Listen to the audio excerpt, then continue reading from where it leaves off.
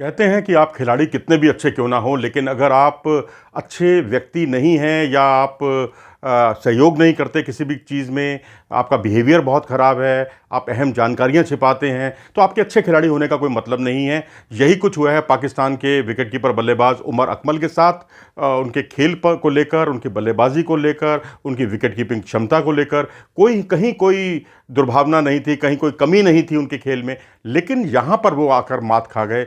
और जो पीएसएल का जो सीज़न हुआ था, पिछला सीज़न, मौजूदा सीज़न, उसमें ये ग्लैडिएटर्स की ओर से खेले थे और इस टीम की ओर से उनको जो है वो खेलते हुए एक स्पॉट फिक्सर ने, या ये कहिए कि फिक्सर ने उनसे संपर्क किया था और उसकी उन्होंने जानकारी छिपाई थी। ये जानकारी नियमानुसार उनको पीसीबी को देनी चाहिए थी, या जो इससे जुड़ी हुई कमेटी थी उसको उसकी जानकारी उनको देनी चाहिए थी। उन्होंने किसी को कोई जानकारी नहीं दी, इस जानकारी को छिपाया और इस पर एक अनुशासनात्मक कमेटी बैठी और जिसमें चौहान, फजल मिरान चौहान जो उसके अध्यक्ष थे, उन्होंने पूरी तहकीकात उनकी जो है वो मुकम्मल हो गई और उसके बाद उन्होंने दोषी पाया उमर अकमल को। और उमर अकमल पर यही सबसे बड़ा दोष था कि उन्होंने महत्वपूर्ण जानकारी जो उनसे संपर्क करने की कोशिश की गई थी उसे छिपाया था। इससे पहले भी उन पर कई तरह के आरोप लगते रहे हैं, उन्हें प्रतिबंधित भी किया गया, सज़ा भी मिलती रही उन्हें, और लेकिन वो बंदा जो है अपने आप को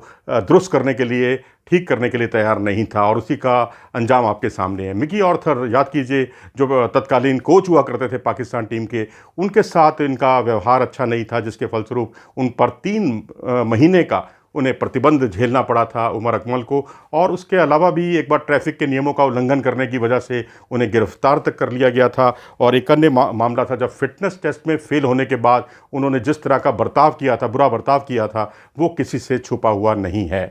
तो उनसे एक बार एक इंटरव्यू में पूछा गया था, तो उन्होंने कहा कि मेरा जो पास रिकॉर्ड रहा है उसके हिसाब से उनसे एक बार भारत के खिलाफ मैच को छोड़ने के एवज में भी उनको पैसे देने की पेशकश की गई थी। और उसके अलावा भी उन्हें 2 गेंद छोड़ने के फलस्वरूप की एवज में $2 लाख तक का उनके सामने प्रस्ताव रखा गया था। अब भाई, आपने वो सब जानकारी बाद में बताई हैं, लेकिन अगर पीएसएल के मौजूदा सीज़न में आपसे किसी ने, असामाजिक तत्व ने आपसे संपर्क करने की कोशिश की है, तो उसे आप क्यों छिपा रहे हैं? अब ये वही खिलाड़ी है जिसमें बल्लेबाजी को लेकर, उसकी गेम को लेकर कोई आप सवाल नहीं उठा सकते, क्योंकि एक विकेट कीपर होते हुए उन्होंने एक बतौर बल्लेबाज बेहतरीन प्रदर्शन किया, वो भी विदेशों में जाकर। डोनेडिन का पहला ही टेस्ट मैच था न्यूजीलैंड के खिलाफ, जहां उन्होंने सेंचुरी बनाई थी।